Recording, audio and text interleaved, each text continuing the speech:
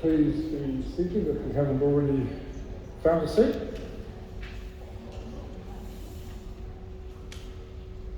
I'd like to welcome everybody here this morning to the service, and in a moment I'll mention our guests.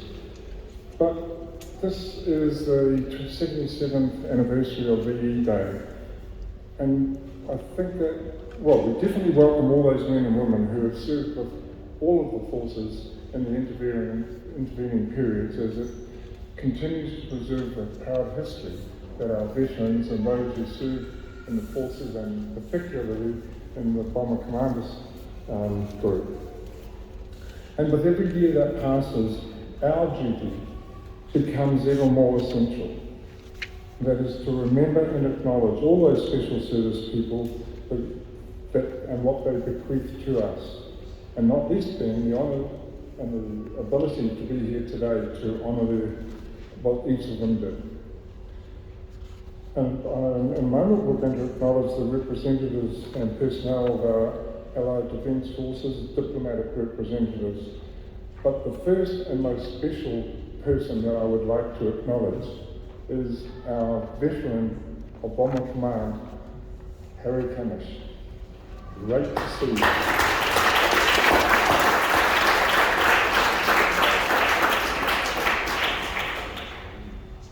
Unfortunately, Matthew Compton from the Auckland War Memorial Museum wasn't able to be here, but he is represented by Poya Tari, who's in the Visitor Experiences team and is responsible for putting together today's event. Next is Mr. Michael Frawley from MOTAT, the director from MOTAT. Unfortunately, his wife is ill and not able to be with us. And is Alba ill as well, so but welcome then. Welcome, Michael. And there's another couple of people absent, representing the local electorate of Epsom.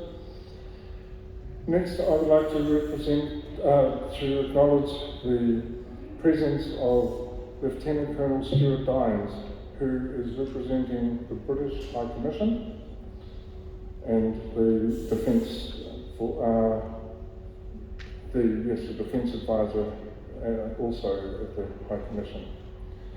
Representing the Australian High Commission is Flight Lieutenant Kendall Bransfield, and he's an exchange instructor at Oahu, so that's a great example of the Anzac spirit in action. Then we have Boguslav Nowak, the Honorary Consul from the Republic of Poland, and it's great to see him back here again. We also have the Honorary Consul of the Consulate of Belgium, Elizabeth Jacobs, and her husband Andrew with us today. Our patron Peter Stockwell is absent today, but representing the Air Vice Marshal of RNZAF is Group Captain Mike Cannon. The RNZAF Association is represented here today by Peter Birch and Alan Boyce, and we have a great team of Air Cadet officers here with us who are led by Flight Officer Temujin Gantolga. So thank you for leading the team here. And of course, we're going to hear from him very shortly, is Group Captain Retired Ants Hawes, who is the Bomber Command Association chaplain. So welcome to all of those, and thank you for your efforts in supporting this organisation and providing a place for us to celebrate. I would now like to call on Bruce Hibbard, the President of the New Zealand Bomber Command Association.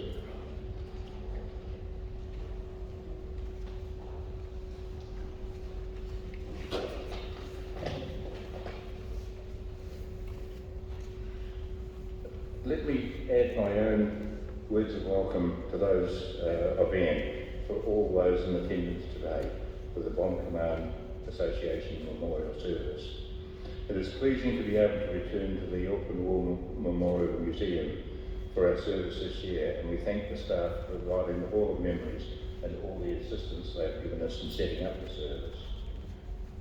This is a day we gather to remember the crew members of Bomber Command who gave so much for us. I'd like to start with a quote of a long speech that Winston Churchill made to Parliament in 1944. Never in the field of human conflict has so much owed by so many to so few. All hearts go out to our fighter pilots whose brilliant actions we see with our own eyes day after day. Might seem funny that I'm quoting a quote that we all attach to Bomber Command, to Fighter Command. But these they were well-deserved words of praise for the brave pilots and ground crews of Fighter Command, who halted Hitler's plans for the invasion of Britain. But Churchill's words in that speech were not limited to Fighter Command, as I'd always thought, when he continued, but we must never forget that all the time, night after night, month after month, our bomber squadrons travelled far into Germany, find their targets in the darkness by the highest navigational skill, aims their attacks, often under the heaviest of fire, and often at serious loss, with deliberate and careful precision, and inflict shattering blows upon the whole technical and war-making structure of Nazi power. So there it is. When we hear that saying next time, we can apply it to our friends in Bomber Command. My message now moves to the bombing of Dresden, which has engaged the opinions of many at the end of hostilities for countless times since 1945 and today. Dresden produced two of Nazi propaganda minister Joseph Goebbels' greatest lies, a pair of lies so big they are still believed by many these days. The first was the number of victims that was reported by the Dresden authorities to Berlin at the time of 20,000. Goebbels simply added a zero to it to make it 200,000. The second lie was that Dresden was not a military target, but a picturesque medieval town. In Germany's 1942 official guide to Dresden described it as one of the most foremost industrial locations of the Reich. In 1944, the German High Command listed 127 medium to large factories and workshops supplying the army. Dresden's communication centre and railway marshalling junctions were being used in a frantic effort to resupply and manoeuvre the German army to stop the advancing Soviet Red Army. The bombing of Dresden was requested by Stalin in support of his forces at the Yalta Conference and was ordered by both Churchill and Roosevelt. The American 8th Air Force participated fully with Bomber Command in the Dresden raids. Whoever coined the phrase, the first casualty when war comes is the truth, was right in this case. My thanks go to Canadian author Roddy Mackenzie, who researched and published these facts in his book, Bomber Command, Churchill's Greatest Triumph, which he also gives the sources of this published information. The loss on these raids, whatever the true numbers, are dreadful, and this is why we're gathered here today to commemorate the service and gallantry, especially our family and friends in Bomber Command. Their efforts, their legacy, have given us the peaceful life we enjoy today. I just finish again with these words of Churchill's. Never in the field of human conflict was so much owed by so many to so few. It's a pity these words were not repeated in 1945 in support of Bomber Command. Thank you.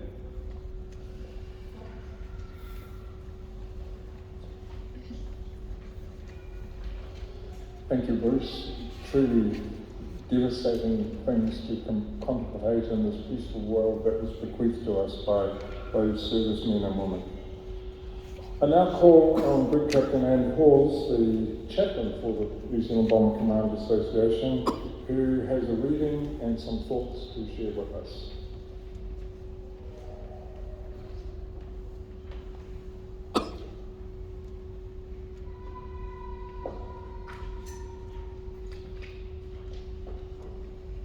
Kia ora whānau. Just drop that if I may. It's really good to see so many old friends again. Thank you for making time to be here. It's a very, very poignant and important thing we do to gather to remember. Something we do out of our normal day-to-day lives, which actually makes our day-to-day lives really important or worthwhile. So thank you for taking your time. Our reading today,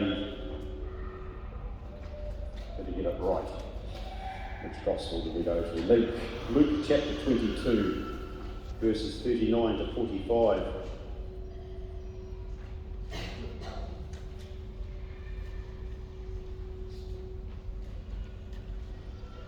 The paragraph heading is called Jesus Prays on the Mount of Olives. Jesus went out as usual to the Mount of Olives, and his disciples followed him. On reaching the place, he said to them, "Pray that you will not fall into temptation." He withdrew about a stone's throw beyond me, knelt down and prayed, "Father, if you are willing, take the cup from me, yet not my will, but yours be done." An angel from heaven appeared to him and strengthened him. And being in such anguish, he prayed even more earnestly, and his sweat was like drops of blood falling to the ground. When he rose from prayer and went back to the disciples, he found them asleep, exhausted from sorrow. "Why are you sleeping?" he asked them. "Get up and pray so that you will not fall into temptation."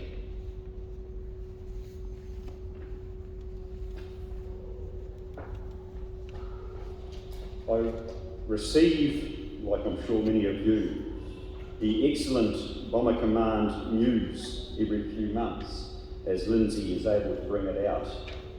I consider it one of the most interesting and well-constructed newspapers of its kind anywhere.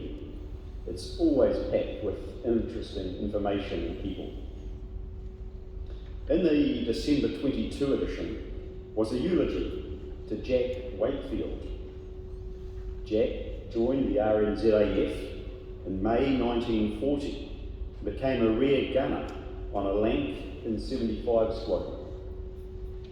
I got to know Jack when I had the immense privilege of joining a group of Bomber Command veterans who attended the unveiling of the Bomber Command Memorial in Hyde Park in 2012.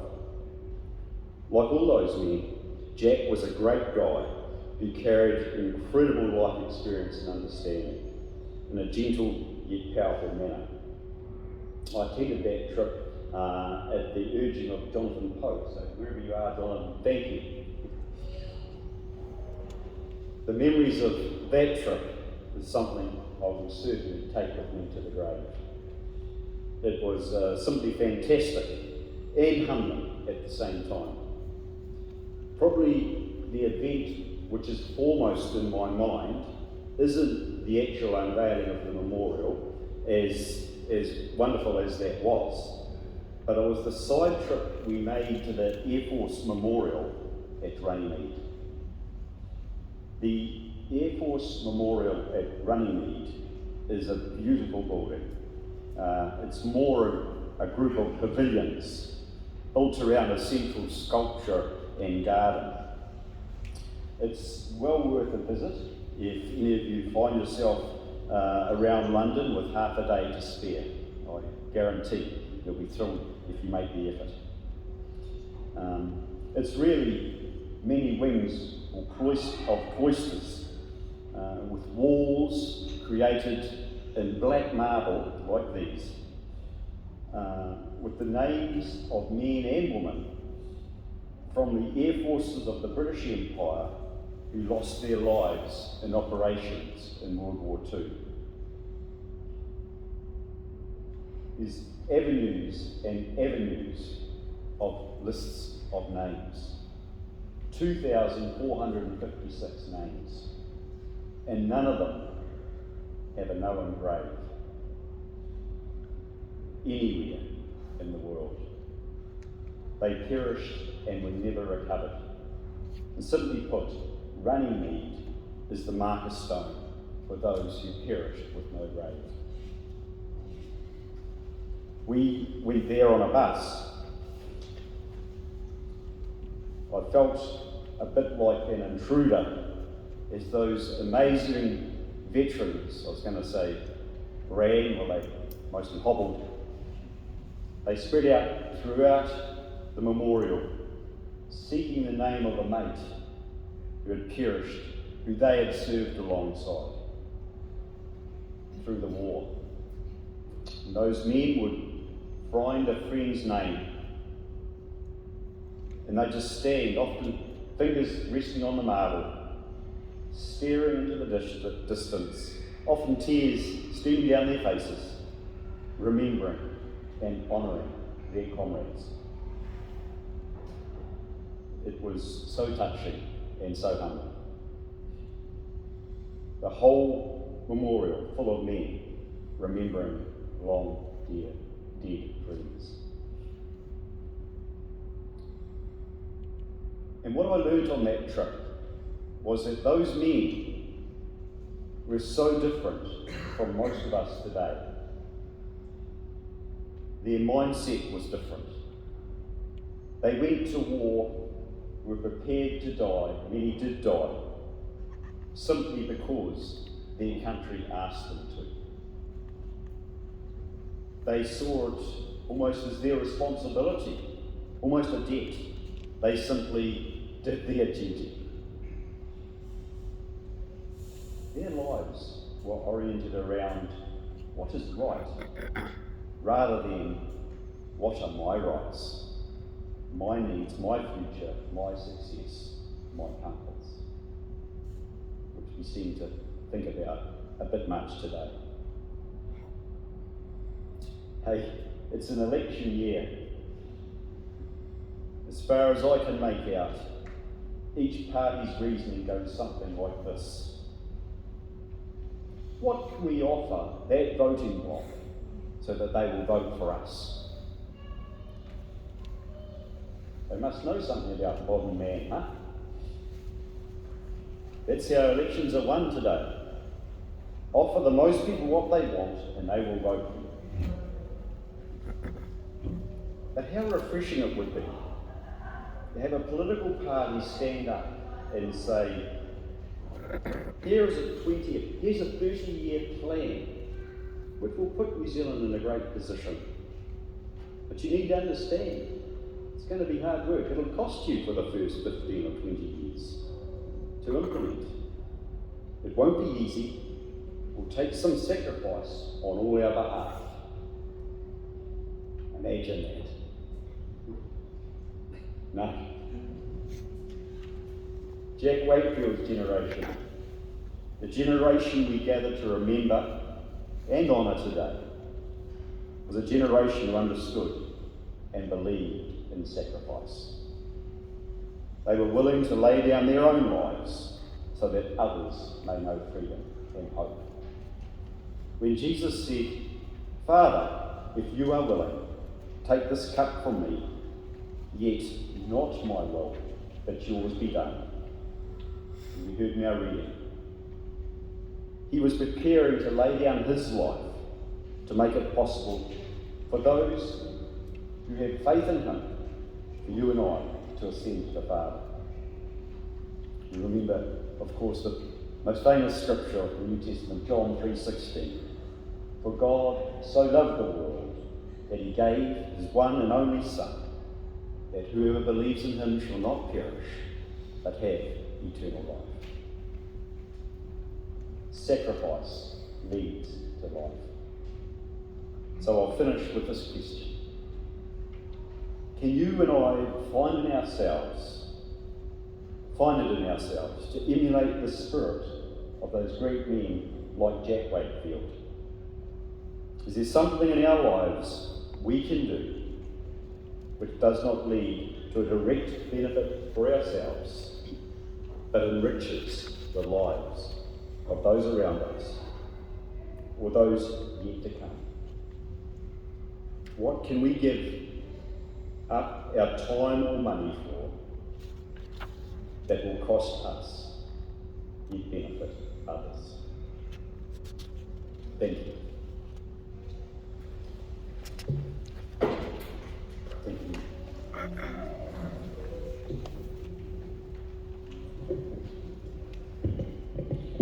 Thank you very much for that, Alex. We're now going to hear a song sung to us by Beverly Poem, I Vow to Thee, My Country.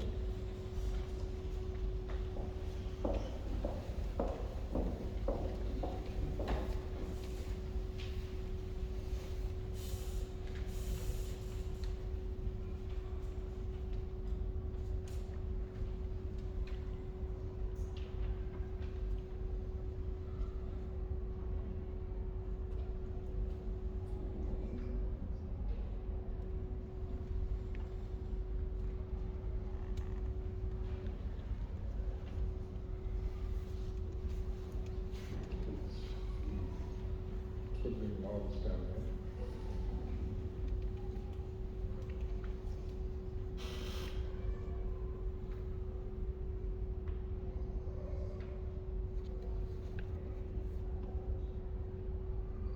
Do we have the soundtrack, please?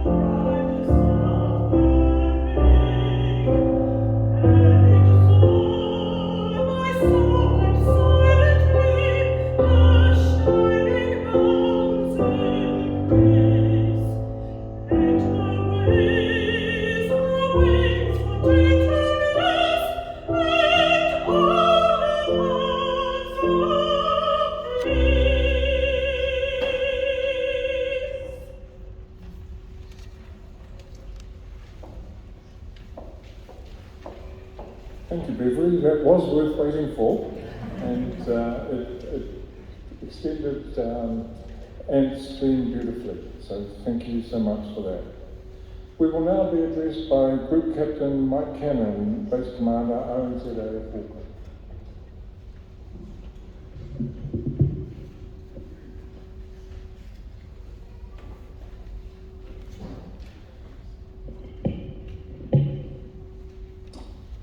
Thank you. Thank you, Badley. I agree that absolutely was worth waiting for. It was beautiful, thank you. Helicopter guys aren't used to that level of culture, so thank you. Ina mana, ina reo I rau rangatira ma tēnā koutou. Ladies and gentlemen, esteemed guests, President of Bomber Command Association, members of the attaché community, honoured guests, and particularly Harry. Ina mate, haere, haere, haere, te honga mate ki te honga mate, te honga ora ki te honga ora. I pay homage to our forebears and to those following in their footsteps today. Tātou te honga ora, tēnā koutou, tēnā koutou, tēnā koutou katoa. We gather to pay tribute to the members of Bomber Command and their glorious service, and for some, ultimate sacrifice in defence of the realm during the Second World War. The bomber offensive demonstrated the resolve of a nation to take the fight to the enemy night after night. Of the 55,000 Bomber Command personnel that gave their lives in this fight, 1,851 were New Zealanders. While this was a grievous price to pay for a small nation such as New Zealand, their sacrifice is still treated with immense respect in Europe, and I believe it will continue to be so for many years. I had the great fortune of being appointed the Air Advisor to the New Zealand Defence Staff in London during 2015-16, and was at the unveiling of the Memorial Spire and Wall of Names at the International Bomber Command Centre in Lincoln, along with 2,000 other guests, including 213 veterans. My overwhelming memory of that day was the immense humility of the veterans and their great pride at seeing a very real manifestation of their dedication. This was particularly humbling, and the day will remain with me for many years. However, not all operations were dedicated to the dropping of munitions, and my wife and I were also honoured to attend the 70th anniversary of Op Manor in Rotterdam, Holland. Op Manor was the dropping of food to the starving Dutch people toward the close of the war. Number 75 Squadron contributed to this operation, and many of the veterans I spoke to were immensely proud of their relationship with the Kiwis flying alongside them. The most poignant moment of this visit was after we had laid a wreath on behalf of New Zealand.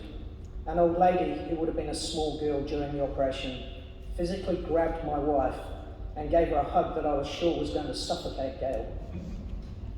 With tears streaming down her cheeks, she simply said thank you and sat back down.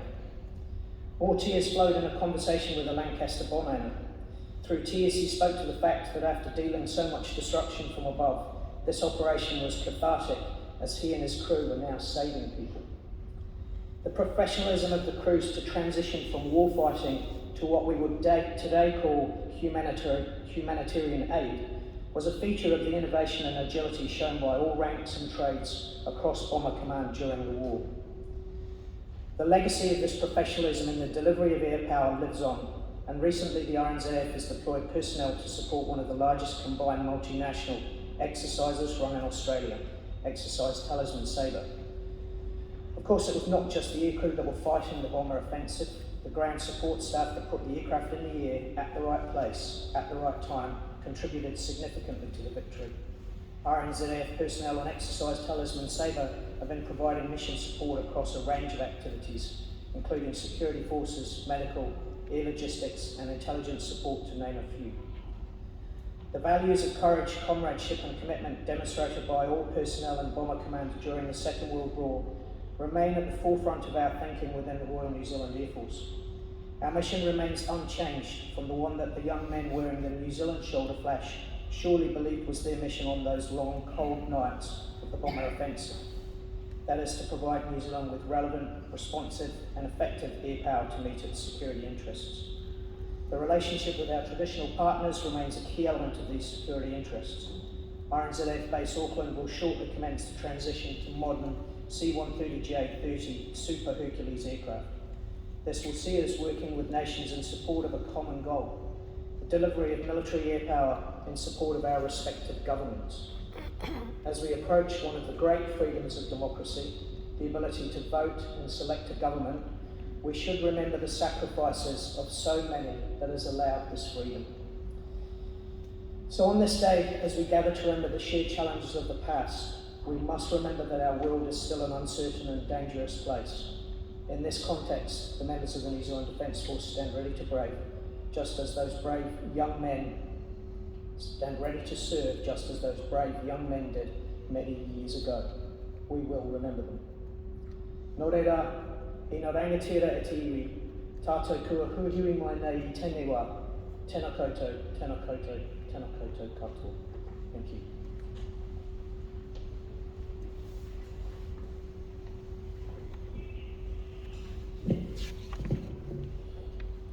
I'm now going to call on Cadet Sergeant Owen Vermey to read to us the ode. It will be in both Te Reo and English, so would you please stand?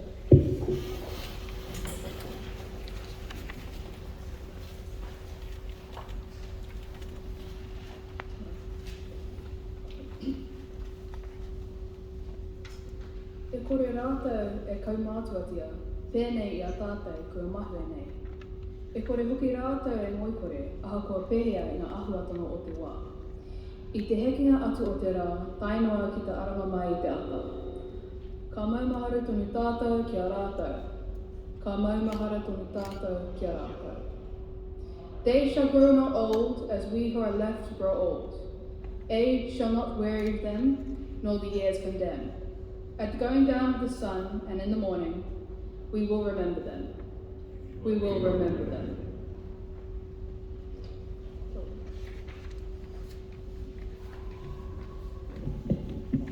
Thank you.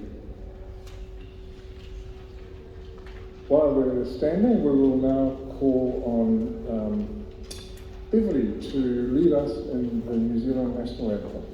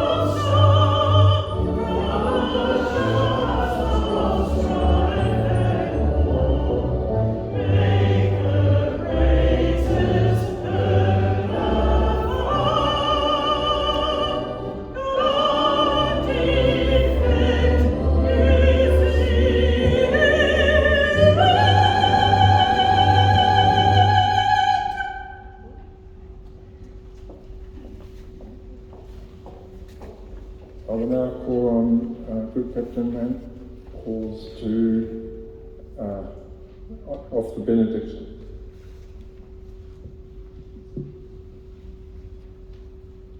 Go forth into the world in peace.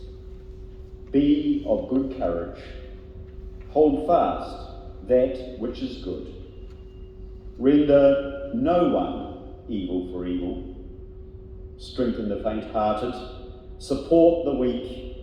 Help the afflicted, honour everyone, and love and serve God and others, and rejoice in the blessing of God, Father, Son, and Holy Spirit, now and always. Amen.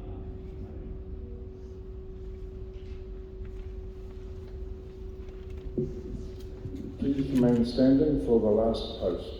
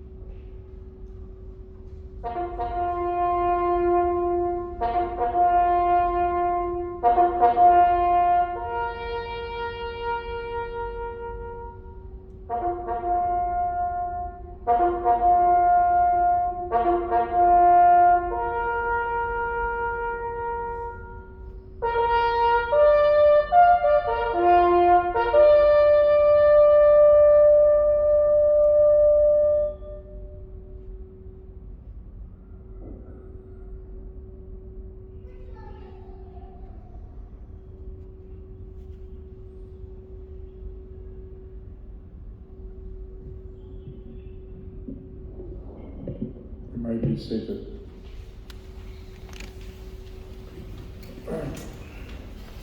We will now proceed with the laying of the wreaths.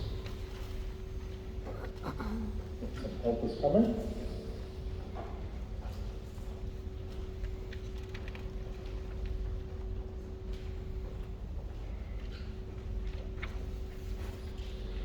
The first wreath will be laid by the President of the New Zealand Bomber Command Association, Bruce Hibbert.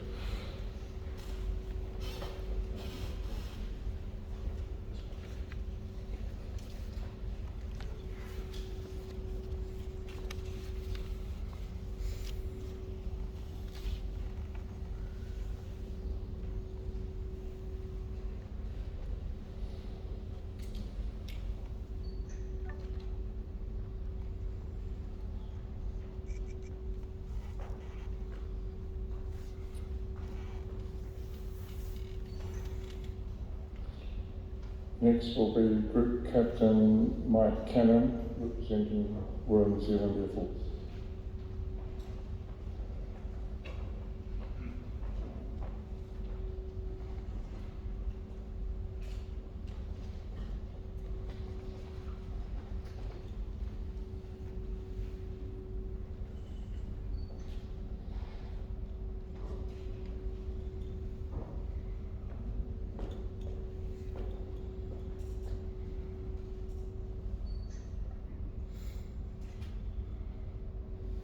Next is Lieutenant Colonel Stuart Dines, which is Vice Advisor and representing the British High Commission.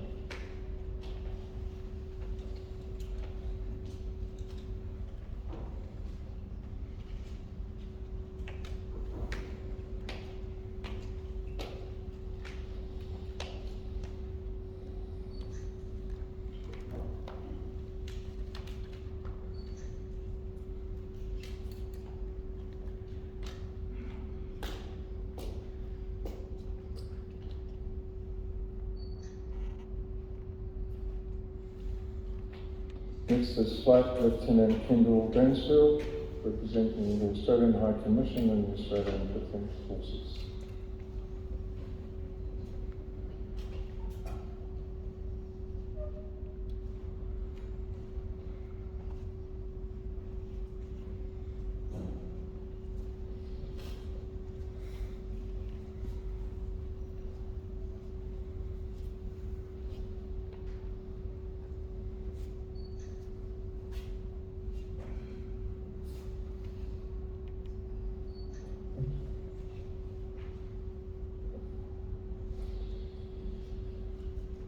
Next, sorry.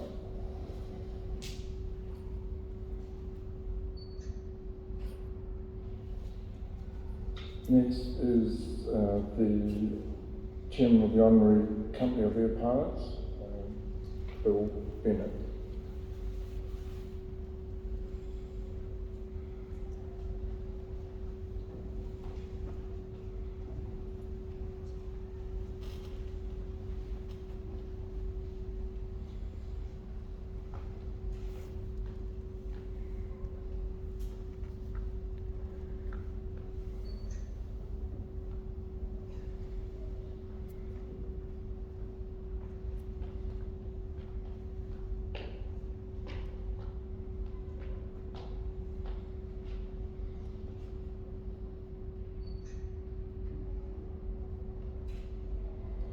And last is Polly Atari, the Visitor Experience and Bookings Manager, and on behalf of the Auckland War Memorial Museum.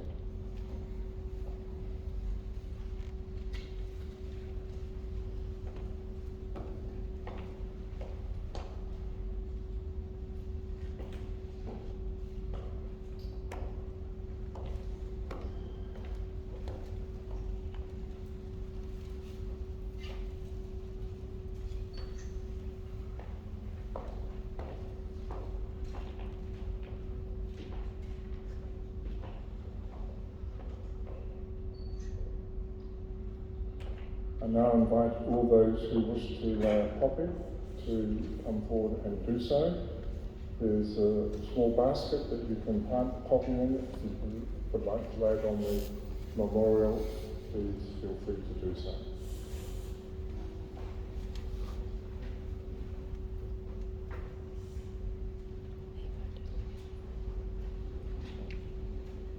Please come forward.